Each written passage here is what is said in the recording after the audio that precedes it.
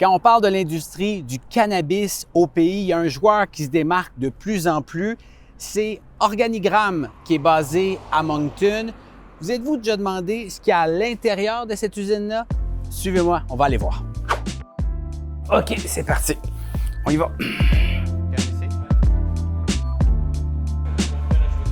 C'est immense, hein? Presque 800 employés. Là, tu vois l'ampleur. C'est dans ces salles où l'on cultive le cannabis. Il y en a 140 en tout. Oh, c'est lumineux. Wow! Chaque salle, quand on récolte, c'est 140 kilos. Fait que 140 000 grammes. Du cannabis qui sera vendu partout au pays, mais aussi en Allemagne, en Angleterre et aussi loin que l'Australie. L'entreprise produira plus de 100 millions de grammes cette année, ici même à Moncton. On est vraiment loin de la production artisanale.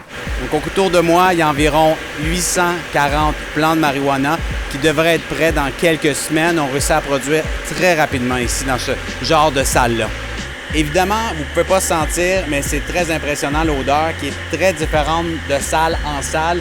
Ici, on est vraiment dans un monde d'agrumes. On a l'impression d'avoir un petit mimosa à la main. Et là, je suis dans la salle juste à côté. On laisse faire les oranges. Ici, on est dans un monde complètement de raisins, vraiment très, très différent. Après la récolte, une bonne partie de la production est transformée. Cette machine-là, par exemple, roule automatiquement 60 joints chaque minute. L'industrie travaille aussi à incorporer du cannabis à toutes sortes de produits de consommation, dans des bonbons, mais aussi des boissons gazeuses, comme dans de la racinette. On a pas mal de technologies, beaucoup d'investissements en recherche et développement. Puis pour ceux et celles qui se demandent si on peut fumer du pot dans une usine de cannabis, bien, la réponse est oui, mais pas n'importe où. C'est dans cette petite salle-là ici que des employés vont tester certains produits. C'est vraiment des fumoirs, là, donc il y a vraiment un bon système de ventilation et ça sent pratiquement pas, là. Ça sent pas plus qu'à l'extérieur.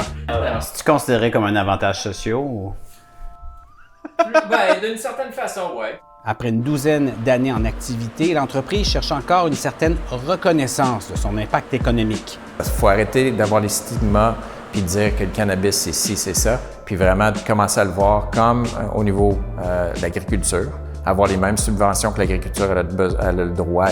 Selon une étude de la Chambre de commerce du Canada, commandée par l'entreprise Organigram, l'industrie du cannabis contribuerait à la hauteur de 1 milliard de dollars par année uniquement pour ce qui est du PIB du Nouveau-Brunswick. Pour l'échelle canadienne, on parle de 16 milliards de dollars par année. Alors, c'est pas rien. Bref, une industrie à la croisée des chemins et dont l'avenir se dessine en partie juste ici.